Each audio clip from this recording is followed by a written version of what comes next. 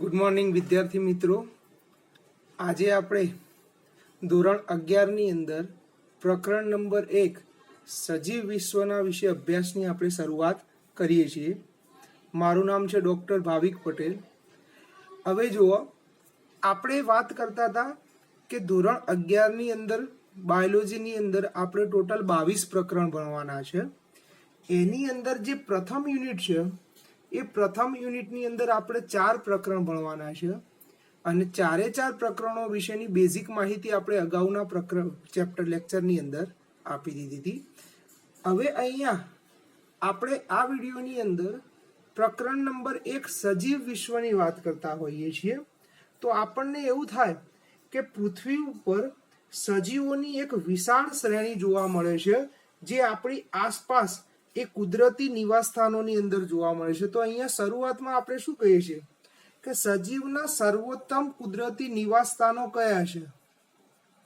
સજીવોના સર્વોત્તમ કુદરતી નિવાસસ્થાનો કે જેની અંદર સજીવ પોતે જીવન જીવતા હોય છે, જે આપણી આસપાસ જોવા મળતા હોય છે। તો એવા ઉદાહરણ તરીકે આપણે જોઈએ તો એવા નિવાસસ્થાનો કયા છે? તો કે ભાઈ ઠંડાગાર પર્વતો હોય,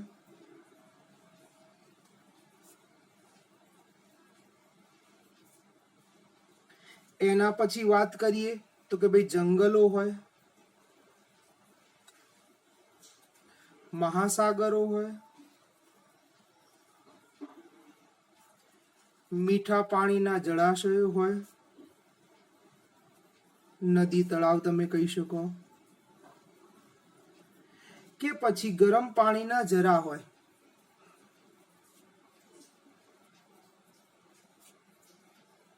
આવા અલગ અલગ તો અસંખ્ય પ્રકારના નિવાસસ્થાનો આપણી આસપાસ જોવા મળે છે। હવે આવી અલગ અલગ નિવાસસ્થાનોની અંદર વિષમ પરિસ્થિતિ હોય તો એવી વિષમ પરિસ્થિતિની અંદર પણ સજીવો તો જોવા મળતા હોય છે। દાખલા તરીકે ગરમ પાણીના ઝરા કહીએ કે જ્યાં પાણી ગરમ હોય તો એવી જગ્યાએ પણ થર્મોએસિડોફિલસ નામના બેક્ટેરિયા જીવન જીવતા હોય છે। ઠંડાગાર પર્વતોની વાત કરીએ, એન્ટાર્કટિકા, આર્કટિક તો ત્યાં પણ આપણે જાણીએ છીએ કે પેંગ્વિન કે બીજા બધા અન્ય સજીવો ત્યાં જીવન જીવતા હોય છે।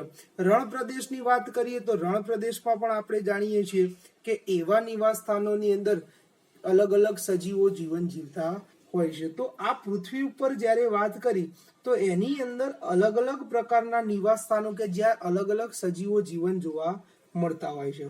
તમે જુઓ કે આપણી આસપાસની સૃષ્ટિની અંદર આપણે જોઈએ તો એવા સજીવો જોવા મળે છે કે જેને આપણે જોઈએ તો એના વિશે આપણે થોડો સમય વિચારતા રહી જઈએ છીએ। દાખલા તરીકે ઘોડો હોય, એક જગ્યાએથી બીજી જગ્યાએ ફેરફાર કરતા પક્ષીઓ હોય, વેલી ઓફ ફ્લાવર્સ એટલે કે અહીંયા પુષ્પોનો આખો એક સમૂહ હોય અથવા તો એની અંદર અલગ અલગ પુષ્પો જે આખા જોવા મળતા હોય છે। કેટલાક દરિયાઈ સજીવોમાં શાર્ક કે બીજી અન્ય માછલીઓ હોય છે। તો દરેકની જ્યારે આપણે વાત કરતા હોઈએ તો એ બધા સજીવોની અંદર આપણે એની અદ્ભુતતા આપણે જોઈ શકીએ છીએ। બીજી વાત શું કરી કે વસ્તીના સભ્યો વચ્ચે અને સમુદાયની વસ્તી વચ્ચે શું જોવા મળે છે? પરિસ્થિતિએ સંઘર્ષ અથવા તો સહકાર। હવે અહીંયા જોજો, વસ્તીના સભ્યોના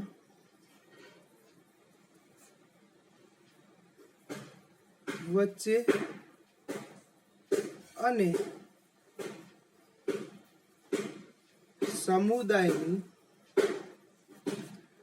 વસ્તી વચ્ચે શું જોવા મળે છે? પરિસ્થિતિકીય સંઘર્ષ કે સહકાર। આ ખાસ યાદ રાખજો, પરિસ્થિતિએ સંઘર્ષ ને સહકાર કઈની વાત કરી? વસ્તીના સભ્યો વચ્ચે, એટલે કોઈ એક જ વસ્તીના સભ્યો હોય અથવા તો કોઈ સમુદાય હોય, વનસ્પતિઓ કે પ્રાણીઓ કે જેની અંદર અલગ અલગ પ્રકારની જાતિઓ પ્રજાતિઓ આવેલી હોય તો એના વચ્ચે શું જોવા મળે છે કે ભાઈ પરિસ્થિતિએ સંઘર્ષ કે સહકાર। દાખલા તરીકે આપણે એક વાત કરીએ કે કોઈ એક જગ્યાએ કોઈ લીમડાની વનસ્પતિ ઉગેલી છે, હવે એ લીમડો એ જ જમીનમાંથી પાણી અને પોષક તત્વો મેળવતો હશે, પણ એ જ લીમડાની આજુબાજુ એના જેવા બીજા 10 લીમડાઓ આપણે ઉગાડીએ તો એ બધા સજીવો વસ્તીના સભ્યો વચ્ચે શું થશે? પાણી મેળવવા માટે, પોષણ દ્રવ્યો મેળવવા માટે શું થશે? સંઘર્ષ થશે. બરાબર. બીજી વાત કરીએ તો એ સજીવો એકબીજાનો સહકાર પણ કરતા હોય છે. કેમ કે આપણે વનસ્પતિમાં પ્રજનન ભણીશું તો કે ભાઈ પરાગરજ એક જગ્યાએથી બીજી જગ્યાએ સ્થળાંતર થતા હોય છે, તો એના કારણે એમના પ્રજનનની અંદર સરળતા રહેતી હોય છે. તો આપણી આસપાસના નિવાસ સ્થાનમાં સજીવોના સભ્યો વચ્ચે સંઘર્ષ પણ જોવા મળતો હોય છે અને સહકારની ભાવના પણ જોવા મળતી હોય છે. બરાબર. તો આવા પ્રકારની અંદર સજીવોની અહીંયા આપણે પૃથ્વી ઉપર અલગ અલગ પ્રકારનું અહીંયા સંઘર્ષ અને સહકારની ભાવના જોઈ શકતા હોઈએ છીએ. તો ચોપડીની અંદર તમને કીધું છે કે અહીંયા આપણે બે પ્રશ્નની વાત કરી છે કે જે એક ટેકનિકલ છે અને બીજો પ્રશ્ન જે ખરો એ તત્વજ્ઞાન એટલે કે ફિલોસોફિકલ છે.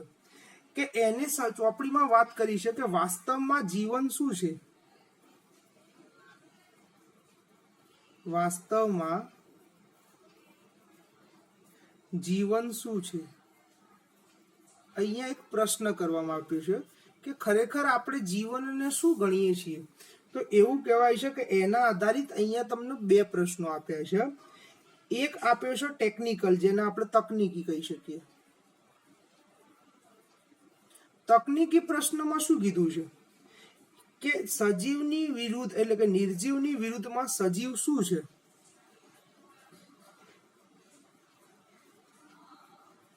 નિર્જીવની વિરુદ્ધમાં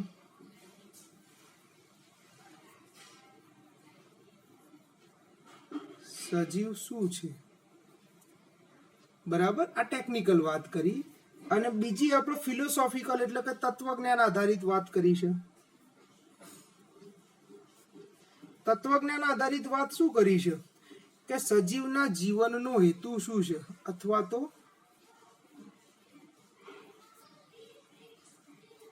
જીવનનો હેતુ શું છે? હવે તમે જુઓ, પહેલો ટેકનિકલ પ્રશ્ન છે અને બીજો તત્વજ્ઞાન આધારિત પ્રશ્ન છે. હવે આપણે બધા સાયન્સના વિદ્યાર્થીઓ હોઈએ તો આપણે શું કરીશું? હંમેશા આપણે ટેકનિકલી કોઈ પ્રશ્ન છે એને સમજવાનું વાત કરીશું. કોમર્સના કે આર્ટ્સના વિદ્યાર્થીઓ આર્ટ્સમાં તત્વજ્ઞાન સબ્જેક્ટ આવે તો ત્યાં એ લોકો જીવનનો હેતુ શું છે એના વિશે ટેકનિકલી નહીં પણ તત્વજ્ઞાનના આધારિત વાત કરી શકે. આપણે અહીંયા ટેકનિકલી સમજવાનો પ્રયત્ન કરવો છે કે ખરેખર નિર્જીવ અને સજીવની અંદર શું ફરક છે, અથવા તો આપણે સજીવોને કેમ નિર્જીવોથી અલગ ગણી શકીએ છીએ. તો 11માની અંદર આ પહેલા ચેપ્ટરની અંદર આપણે જે ટેકનિકલી ક્વેશ્ચન છે કે નિર્જીવની વિરુદ્ધમાં સજીવ શું છે, તો આપણે સજીવને સમજવાનો અહીંયા પ્રયત્ન કરવાનો છે. જો સજીવને આપણે યોગ્ય રીતના સમજી શકીએ તો આપણે 11-12ની અંદર જે પણ પ્રકરણો છે એમાં આપણે આગળ પણ વાત કરી હતી, આગળ આપણે સજીવ વિશેની વાત કરવાની છે. તો હવે આપણને પહેલો જ અહીંયાથી પ્રશ્ન થશે.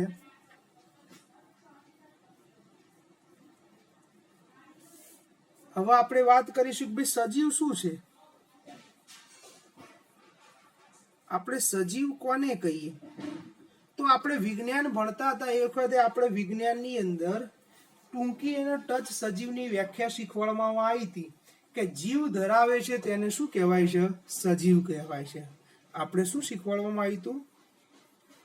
જીવ ધરાવે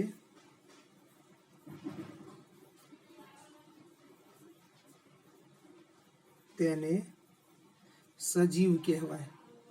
હવે અહીંયા જ્યારે આપણે વિજ્ઞાન ભણતા હતા ત્યારે બરોબર હતું કે આપણે જીવ ધરાવે છે તેને સજીવ કહીએ, પણ જો આપણે સજીવની અંદર એને સંપૂર્ણ રીતના વ્યાખ્યાયિત કરવો હોય તો આપણે સજીવના વિશિષ્ટ લક્ષણો જે ખરા એ વિશિષ્ટ લક્ષણોના ઉપરથી જ આપણે સજીવનો સંપૂર્ણ વ્યાખ્યાયિત કરી શકીએ. આ સજીવની વ્યાખ્યા કહેવાય એને, પણ એની સંપૂર્ણ વ્યાખ્યા ના કહેવાય. જો સંપૂર્ણ વ્યાખ્યાયિત કરવો હોય તો સજીવના વિશિષ્ટ લક્ષણો જે ખરા એના આપણે જોવા પડે છે. તો અહીંયા આપણે વાત કરીએ કે સજીવના વિશિષ્ટ લક્ષણો કયા છે?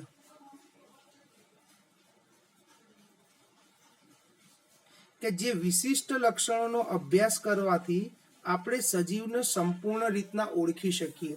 તો હવે અહીંયા આપણે વાત કરીશું કે ભાઈ સજીવના વિશિષ્ટ લક્ષણો કયા. તો અહીંયા પહેલા આપણે જોઈ લઈએ કે કયા કયા લક્ષણો છે.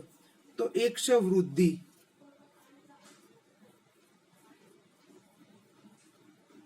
બીજું છે પ્રજનન, ત્રીજું છે ચયાપચયની ક્રિયા, ચોથી વાત કરીશું પર્યાવરણ પ્રત્યેની સભાનતા અને પ્રતિક્રિયા.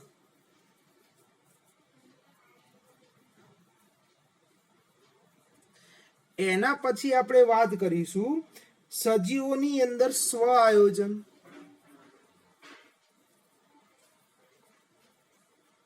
બરાબર, પરસ્પર આકર્ષણ અને પ્રભાવ,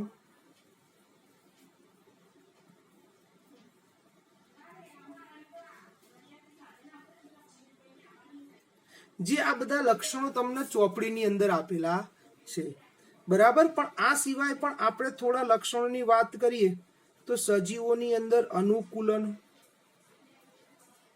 અને દરેક સજીવની અંદર અંતિમ સત્ય છે મૃત્યુ.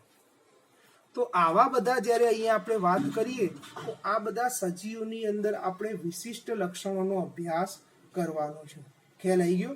તો આ બધા લક્ષણો જે ખરા તો એના ઉપરથી આપણે સજીવને ઓળખી શકીએ અથવા તો સંપૂર્ણપણે શું કરી શકીએ? વ્યાખ્યાયિત કરી શકીએ. ખ્યાલ આવી? ચલો અહીંયા ધ્યાન આપીએ. હવે અહીંયા આપણે સજીવની અંદર વિશિષ્ટ લક્ષણોમાં અહીંયા પહેલું લક્ષણ ભણવું છે આપણે વૃદ્ધિ.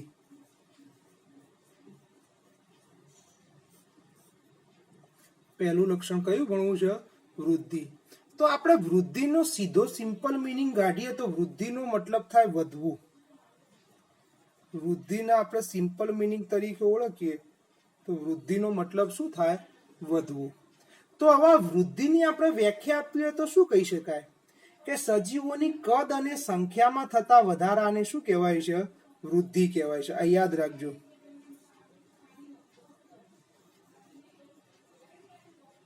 સજીવોના કદ અને સંખ્યામાં થતો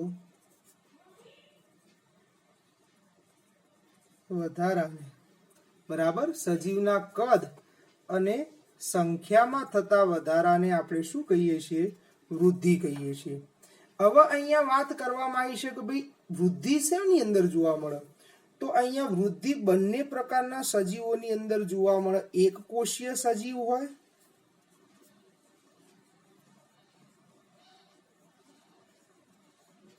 જેની અંદર આપણે અમીબા જેવા સજીવોની વાત કરીએ છીએ, કે પછી બહુકોષીય સજીવ હોય કે જેની અંદર વનસ્પતિ અને પ્રાણીની વાત કરીએ છીએ. એક કોષીય હોય કે બહુકોષીય સજીવો હોય, આ બધા સજીવોની અંદર વૃદ્ધિ એ કોના દ્વારા થતી હોય છે? તો આ યાદ રાખજો, એમસીક્યુ માં પૂછાય કે એક કોષીય કે બહુકોષીય સજીવોમાં કોષ વિભાજન દ્વારા, આ એમસીક્યુ માં પૂછાયો પોઈન્ટ છે, કોષ વિભાજન દ્વારા શું જોવા મળે? વૃદ્ધિ જોવા મળે.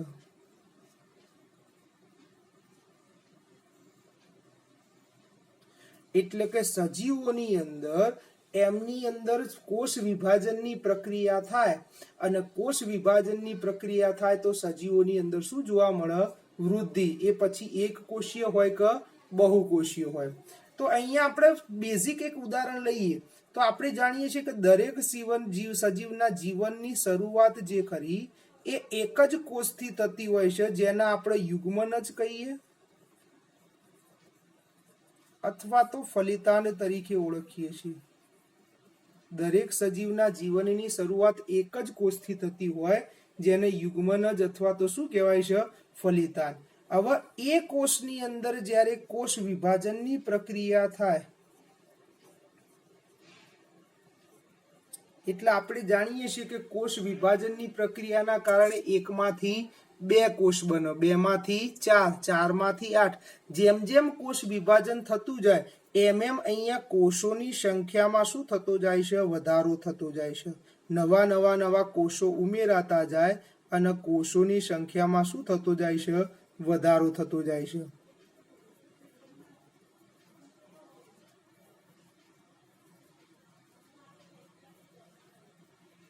હવે આ કોષો જ્યારે પરિપક્વ બને એટલે એ પરિપક્વ કોષો ભેગા મળીને પેશી બનાવતા હોય છે. પેશીમાંથી અંગ, અંગમાંથી અંગતંત્ર અને અંગતંત્ર દ્વારા સજીવ દેહનું નિર્માણ થાય. એટલે એવું કહેવાય છે કે અહીંયા સંખ્યામાં વધારો થયો અને એ સંખ્યામાં જે કોષો ખરા એ પરિપક્વ થાય એટલે એ કોષોની અંદર કદમાં પણ શું થાય છે? વધારો થાય છે. યાદ રાખજો, આ કોષો પરિપક્વ થાય અને પરિપક્વ કોષો ભેગા થઈને પેશી બનાવે અને એ પેશી દ્વારા સજીવના કદમાં પણ શું થાય છે? વધારો થાય છે. શું થાય છે? વધારો થાય છે. તો એટલા માટે આપણે શું કીધું કે સજીવોના કદમાં થતા વધારે અથવા તો સંખ્યામાં થતા વધારાને આપણે શું કહીએ છીએ? વૃદ્ધિ કહીએ છીએ. હવે અહીંયા તમને સજીવોની અંદર બે વાત કરી છે, વનસ્પતિ અને પ્રાણીઓની. સજીવની અંદર શેની વાત કરી છે? વનસ્પતિ અને પ્રાણી. તો અહીંયા આપણે વાત કરી લઈએ. અહીંયા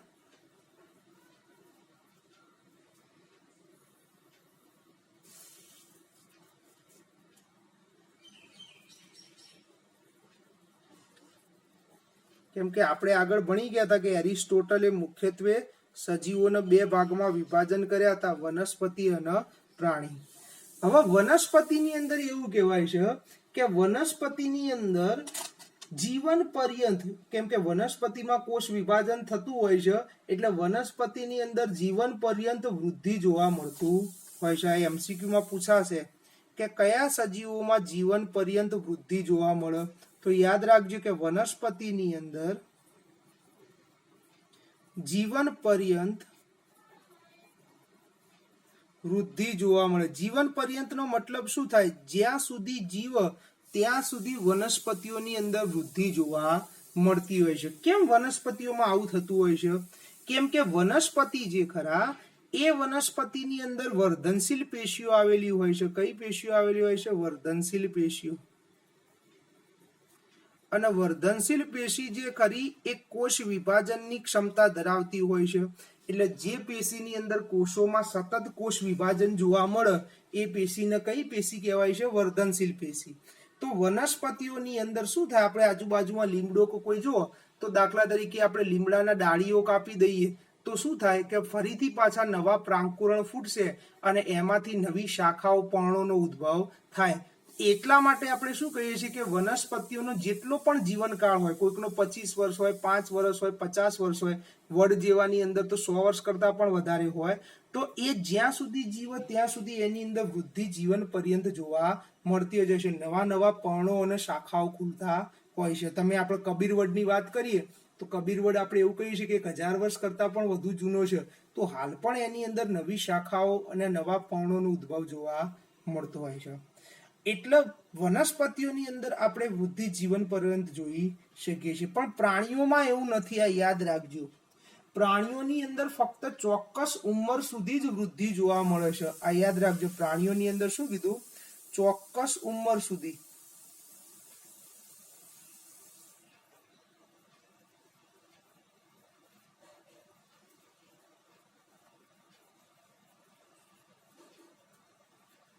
પ્રાણીઓની અંદર ચોક્કસ ઉંમર સુધી જ વૃદ્ધિ જોવા મળે છે. ચોક્કસ ઉંમર એટલે કઈ અવસ્થા? પુખ્ત અવસ્થા. ચોક્કસ ઉંમર એટલે કઈ અવસ્થા કહેવાય?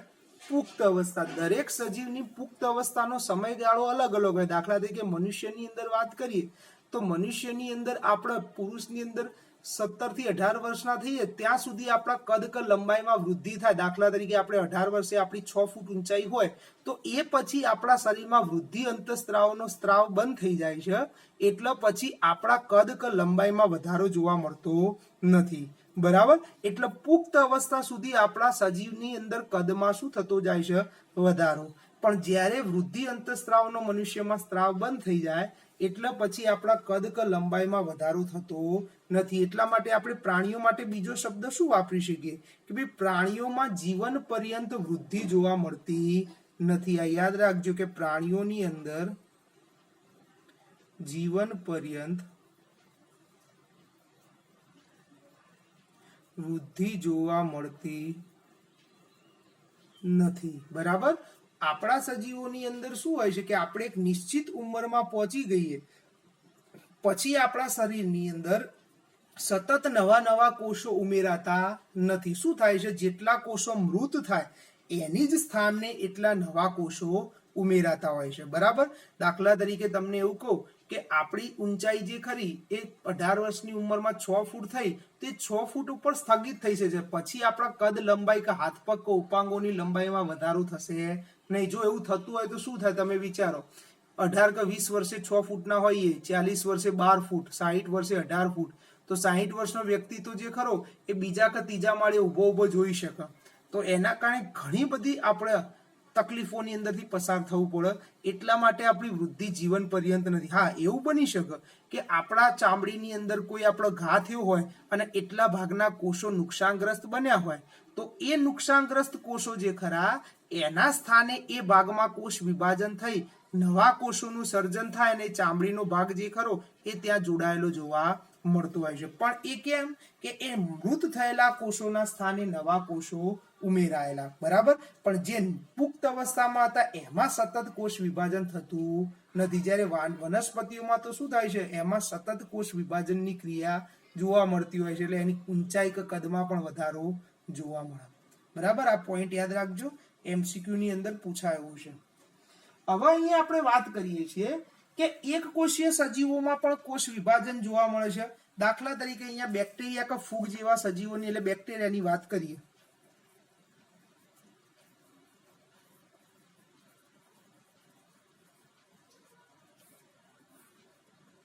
તો બેક્ટેરિયા જેવા સજીવો જે ખરા એવા સજીવોની અંદર આપણે શું કહીએ છીએ કે એવા સજીવોની અંદર આપણે જો માઇક્રોસ્કોપિક અભ્યાસ કરીએ તો એની સંખ્યાની ગણતરી કરી શકીએ. પણ જો માઇક્રોસ્કોપિક અભ્યાસ ના કરીએ અને એમનામ આપણે જોઈએ તો એની અંદર સંખ્યા ના જોઈ શકીએ તો એના કદમાં થતા વધારાના આપણે વૃદ્ધિ તરીકે સ્વીકારીએ છીએ. આ યાદ રાખજો. અહીંયા દાખલા તરીકે બેક્ટેરિયાની અંદર આપણે બેક્ટેરિયાનો કોઈ પેટ્રી ડીશ હોય, દાખલા તરીકે આ પેટ્રી ડીશ છે, કાચની પેટ્રી ડીશ હોય, આ પેટ્રી ડીશની અંદર આપણે સંવર્ધન માધ્યમ ભર્યું છે. હવે સંવર્ધન માધ્યમ ભર્યું હશે ને એનો આપણે બહારથી અવલોકન કરીશું એટલે એને ઇન વિટ્રો કહેવાય. કયું કહેવાય છે? In vitro. યાદ રાખજો. ઇન વિટ્રો નો મતલબ થાય સજીવ શરીરની બહાર. આ યાદ રાખજો. ઇન વિટ્રો નો મતલબ શું થાય? સજીવ શરીરની બહાર. સજીવ શરીરની બહારની તરફ અભ્યાસ થાય તો એને ઇન વિટ્રો કહેવાય. અને ઇન વિવો નો મતલબ યાદ રાખજો. ઇન વિવો નો મતલબ થાય સજીવ શરીરની અંદર. સજીવ શરીરની અંદર જે અભ્યાસ થાય એને કયો કહેવાય? In Vivo. હવે જો આપણે એની અંદર જોઈએ કે દાખલા તરીકે શરૂઆતની અંદર આપણે સંવર્ધન માધ્યમમાં બેક્ટેરિયાનું અહીંયા જોઈએ તો બેક્ટેરિયા આટલા ભાગની અંદર ફેલાયેલા હતા, જેના આપણે એ ભાગ તરીકે દર્શાવીએ છીએ. કયા ભાગ તરીકે? એ ભાગ તરીકે. એ જ સંવર્ધન માધ્યમની અંદર 24 કલાક સુધી આપણે બેક્ટેરિયા રાખીએ તો એ બેક્ટેરિયા આટલા ભાગમાંથી નીકળી અને બાકીના જે પણ સંવર્ધન માધ્યમ હતો એ બધા જ ભાગમાં ફેલાઈ જશે. તો આ જે ભાગમાં ફેલાવો થયો એના આપણે કયો ભાગ કહીએ છીએ? બી. હવે જો તમે માઇક્રોસ્કોપ ના હોય ને નરી આંખે જુઓ તો તમને શું દેખાય કે ભાઈ પહેલા આટલા કદની અંદર બેક્ટેરિયા ફેલાયેલા હતા, એનું કદ વધી અને આટલા ભાગ સુધી પહોંચી ગયું. એટલે આપણે શું કહીશું અહીંયા કે કદમાં થતા વધારાને આપણે શું કહીશું? વૃદ્ધિ કહીએ છીએ. આ યાદ રાખજો. અહીંયા આપણે નરી આંખે જોઈએ તો શું કહીએ? કદમાં થતો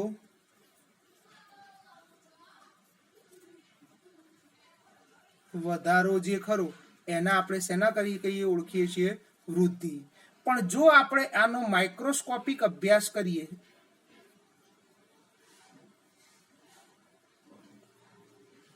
એટલે માઇક્રોસ્કોપની અંદર આપણે અભ્યાસ કરીએ તો અહીંયા આપણે કોષોની સંખ્યાને પણ સરળતાથી ગણી શકીએ છીએ. કોષોની સંખ્યામાં થતો વધારો એટલે કે પહેલા આપણે ભણી ગયા બેક્ટેરિયાના 50 કોષ હોય અને એમાંથી 500 થાય તો એ સંખ્યામાં થતા વધારાના પણ આપણે સરળતાથી ગણી શકીએ છીએ. ખ્યાલ આવ્યો? તો અહીંયા ઇન વિટ્રોની વાત કરી હતી એટલે અહીંયા બહાર આપણે કર્યું. જો શરીરની અંદર આ રીતના થતું હોય તો એને કેવી પ્રક્રિયા કહેવાય? In Vivo. આપણે કોઈ ઇન્ફેક્શન થાય અને એ ઇન્ફેક્શનના કારણે આપણા શરીરની અંદર કોઈ બેક્ટેરિયાનો ફેલાવો થાય તો એને આપણે શું કહી શકીએ છીએ? In Vivo. હવે તમને એવું કીધું છે કે ઉચ્ચ કક્ષાના જે વનસ્પતિઓ અને પ્રાણીઓ જે ખરા એની અંદર વૃદ્ધિ અને પ્રજનન જે ખરા ને એ પરસ્પર નિવારક ઘટનાઓ છે. એટલે એવું કહી શકીએ કે પ્રજનન દરમિયાન પણ સજીવોની સંખ્યામાં વધારો થતો હોય છે અને વૃદ્ધિ દ્વારા પણ કોષોની સંખ્યામાં શું થતો હોય છે? વધારો. એટલે આપણે પાછળ પ્રજનન ભણીશું તો એની અંદર આપણે વાત કરીશું કે વનસ્પતિઓના પ્રાણીઓની અંદર વૃદ્ધિ અને પ્રજનન એકબીજા સાથે સંકળાયેલી ઘટનાઓ છે. હવે તમને એવું થાય કે જો સજીવ શરીરના કદમાં થતા આપણે વધારાનો વૃદ્ધિ કહીએ તો કેટલાક નિર્જીવ ઘટકોની વાત કરી છે કે જે નિર્જીવ ઘટકો જે ખરા એની અંદર પણ પદાર્થો સપાટી ઉપર સંચય થાય તો વૃદ્ધિ જોવા મળે છે. તો હવે અહીંયા વાત કરી છે કે ભાઈ નિર્જીવ ઘટકો. આ તો અહીંયા સુધી આપણે સજીવની વાત કરી, પણ અહીંયા નિર્જીવની વાત કરીએ તો કે ભાઈ પર્વત હોય, શિલાખંડ હોય અને રેતીના ઢગલા,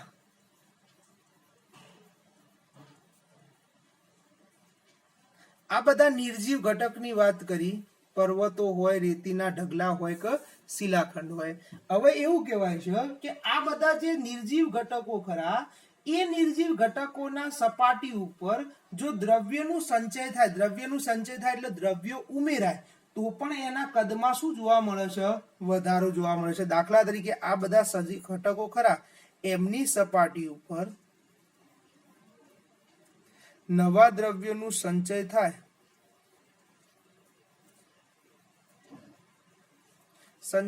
એટલે કે ઉમેરાય. દાખલા તરીકે રેતીનો કોઈ ઢગલો છે અને વાવાઝોડું કે વંટોળ આવે રણ પ્રદેશમાં અને એ ઢગલા ઉપર પાછી નવી રેતીના દ્રવ્યનો ઉમેરો થાય તો શું થયું કહેવાય? એ ઢગલાની કદમાં કે સપાટીમાં શું થયું કહેવાય? વધારો થયો કહેવાય. આના કદમાં શું થાય? વધારો. તો આપણે તો શું કહેતા હતા કે ભાઈ કદમાં વધારો થાય તો એને આપણે શું કહેતા હતા? વૃદ્ધિ.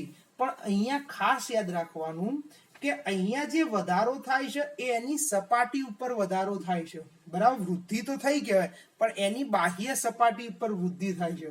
જ્યારે સજીવોમાં શું થાય છે? દેહની અંદરની તરફ વૃદ્ધિ થાય છે. યાદ રાખજો, નિર્જીવની અંદર અહીંયા સપાટી એટલે બહારની તરફ વૃદ્ધિ થઈ, જ્યારે સજીવોમાં દેહની અંદરની તરફ વૃદ્ધિ થાય છે.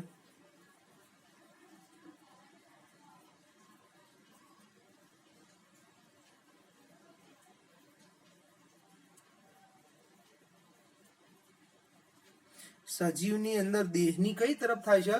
અંદરની તરફ વૃદ્ધિ થાય છે. પણ જો આપણે ખાલી કદને જ આપણે સજીવના ગુણધર્મ તરીકે લઈએ તો આપણે એવું કહી શકીએ કે વૃદ્ધિ એ સજીવનો પરિપૂર્ણ ગુણધર્મ તરીકે સ્વીકારી શકીએ નહીં. કેમ કે એની કેટલીક શરતો જે ખરી એ સજીવની અંદર આપણે જોઈએ છીએ પણ નિર્જીવની અંદર પણ કદમાં વધારો તો થાય છે. એટલા માટે આપણે ખાસ યાદ રાખવાનું કે વૃદ્ધિ એ સજીવનો ગુણધર્મ કહેવાય પણ પરિપૂર્ણ ગુણધર્મ તરીકે લઈ શકીએ નહીં. આ MCQ માં પૂછાશે કે સજીવનો પરિપૂર્ણ ગુણધર્મ કયો છે તો આપણે વૃદ્ધિ તો લઈ શકીએ નહીં. એટલે યાદ રાખવાનું કે વૃદ્ધિ એ સજીવોનો પરિપૂર્ણ ગુણધર્મ નથી, બરાબર? તો જો અહીંયા આપણે વૃદ્ધિની અંદર શું વાત કરી તો અહીંયા આપણે ફરીથી રિવિઝન કરી લઈએ કે વૃદ્ધિનો મતલબ આપણે કીધું વધવો. વ્યાખ્યા પૂછાય તો આપણે શું લખવાનું? સજીવોના કદ અને સંખ્યામાં થતા વધારાને વૃદ્ધિ કહીએ છીએ. એક કોષીય હોય કે બહુકોષીય સજીવો હોય એ સજીવોના વૃદ્ધિ માટે કોષ વિભાજન જે ખરી એ સૌથી મહત્વની પ્રક્રિયા છે. મેં કોષ વિભાજન તમને કીધું કે 1 માંથી 2, 2 માંથી 4, 4 માંથી 8 આ રીતના નવા કોષોની સંખ્યામાં વધારો થાય એ કોષો પરિપક્વ બનીને પેશી અંગતંત્રમાં ફેરવાય અને આ રીતના સજીવ દેહના કદમાં વધારો થાય તો એને શું કહેતા હતા? વૃદ્ધિ. એ રીતે અહીંયા બે સજીવોની વાત કરી, વનસ્પતિ અને પ્રાણી, કે ભાઈ વનસ્પતિઓમાં તો વૃદ્ધિ જીવન પર્યંત જોવા મળતી હોય છે પણ પ્રાણીઓમાં કોઈ ચોક્કસ ઉંમર સુધી જ વૃદ્ધિ જોવા મળે. આપણે શબ્દનો ઉલ્લેખ કર્યો પુખ્ત અવસ્થા, એટલે પ્રાણીઓમાં જીવન પર્યંત વૃદ્ધિ જોવા મળતી નથી. હવે આપણે વાત કરીએ છીએ કે બેક્ટેરિયા જેવા સજીવો જેના આપણે સજીવ શરીરની બહાર ઇન વિટ્રો પદ્ધતિ દ્વારા જો અહીંયા એને પેટ્રી ડીશની અંદર અભ્યાસ કરીએ તો એની અંદર શરૂઆતમાં જે કદ હતું એને સંવર્ધન માધ્યમમાં રાખવાથી એના કદમાં શું થતો જાય છે? વધારો. અને માઇક્રોસ્કોપિક અભ્યાસ કરીએ તો આપણે એની અંદર કોષોની સંખ્યામાં વધારો કહી શકીએ છીએ. એટલામાં આપણે શું કીધું કે વૃદ્ધિ અને પ્રજનન જે ખરી એ પરસ્પર નિવારક ઘટનાઓ છે, બરાબર, એકબીજા સાથે જોડાયેલી ઘટનાઓ છે. તો એ બંને ઘટનાઓનો એકબીજા સાથેનું અહીંયા સંપર્ક અથવા તો જોડાણ છે એ આપણે પાછળ પ્રજનનમાં થોડું ધ્યાન આપીશું. હવે શું વાત કરી કે જો સજીવોની અંદર કદમાં થતા વધારાને વૃદ્ધિ કહીએ તો નિર્જીવમાં પર્વતો હોય, શિલાખંડ હોય કે રેતીના ઢગલા હોય, આ બધા સજીવો નિર્જીવો ઉપર સપાટી પર નવા દ્રવ્યો ઉમેરાતા જાય તો એની અંદર પણ કદમાં શું થતો જાય છે? વધારો, બરાબર. પણ આ બહારની તરફ સજીવની અંદર નવા દ્રવ્યો ઉમેરાય છે, જ્યારે સજીવોની અંદર દેહની અંદરની તરફ જ વૃદ્ધિ થાય. આપણા કોઈ શરીરની બહાર નવા દ્રવ્યો નહીં ઉમેરાતા, પણ અંદર કોષ વિભાજન થાય એટલે ઉમેરાય. એટલે કદમાં થતા વધારાના આપણે સજીવનું પરિપૂર્ણ લક્ષણ કહી શકતા નથી. એટલા માટે શું કીધું કે વૃદ્ધિ એ સજીવનું પરિપૂર્ણ ગુણધર્મ નથી. જો તમે ચોપડીની અંદર આપ્યું એ રીતના લખો, તમને પરીક્ષામાં 2 કે 3 માર્ક્સમાં વૃદ્ધિ પૂછાય તો આપણે આટલું સમજાવવું પડે, બરાબર. અને અહીંયા થોડાક પોઈન્ટો આપણે તમને આકૃતિ સાથે પણ સમજાવવાનો પ્રયત્ન કર્યો છે, જેને તમારે પરીક્ષામાં આકૃતિ દોરવાની જરૂર પડતી નથી. તો તમે તમારી વિદ્યાર્થીઓ તૈયારી કરવાની, પ્રોપર પોતાની નોટ્સ તૈયાર કરો. જરૂર પડે તો વિડીયોને 1-2 વખત રિવાઇન્ડ કરીને જુઓ કે જેથી તમને પોઈન્ટની અંદર પ્રોપર ખ્યાલ આવે. તો આજે આપણે વૃદ્ધિ વિશેના પોઈન્ટની અંદર અભ્યાસ કર્યો. હવે એનાથી આગળ ફરીથી આપણે નવા ટોપિક સાથે પ્રજનનની પછી સમજૂતી મેળવીશું.